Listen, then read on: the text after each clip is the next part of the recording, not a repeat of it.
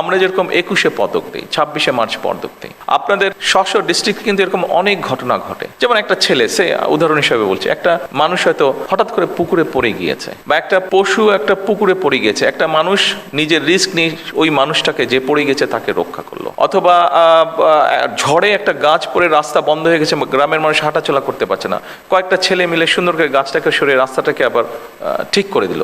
অর্থাৎ এইরকম সামাজিক ভালো কাজ যেগুলো, এই কাজগুলোকে যদি আপনারা এনকারেজ করেন এবং তারপরে যদি আপনারা আমাদেরকে পাঠান, আপনারা যদি সেন্ট্রালে পাঠান, আমাদেরকে সেন্ট্রালে পাঠান, তখন জাতীয়ভাবে হয়তো আমরা এরকম ব্যবস্থা গ্রহণ করতে পারি।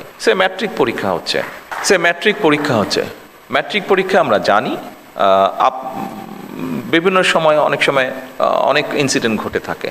বাট আমরা যদি এরকম করি যে ঠিক আছে, আমরা ধরেন আপনার উপজেলা, নাটোর জেলায় সব মিলে আমরা 3 জন বা 5 জন টিচার সিলেক্ট করব যারা ভালো পারফর্ম করেছে। তখন আপনি যদি নামগুলো পাঠান, তখন আমরা সরকার থেকেও তাকে একটা রিওয়ার্ড দেওয়ার বা অ্যাওয়ার্ড দেওয়ার কিছু একটা আমরা ব্যবস্থা করব। এই ধরনের বিষয়গুলো যদি আপনারা চিন্তা করেন, ফলে হবে কি, দেখুন এই সমাজে, এই দেশে তো আমরা সকলে মিলেই বাস করছি। আমরা নিজেরই যখন পারিবারিক লেভেলে আলোচনা করতে বসি, আমরা যখন বন্ধুবান্ধব সামাজিক লেভেলে আলোচনা করতে বসি, আমরা অনেক বিষয় নিয়ে আলোচনা করি আমরা, যেগুলো আমাদেরকে কিছু ডিপ্রেস করে ফেলে, আমরা কিছু ফ্রাস্ট্রেশন এক্সপ্রেস করি আমাদের। কিন্তু আমরা সকলে মিলে যদি এইরকম কিছু কিছু জিনিস চালু করতে পারি, নিশ্চয়ই আমরা পরিবর্তন কিছুটা করতে পারবো, আস্তে আস্তে করতে পারবো। যে কোনো পরিবর্তনই তো একদিনে হবে না, 1 মাস, 6 মাস, 1 বছরে হবে না।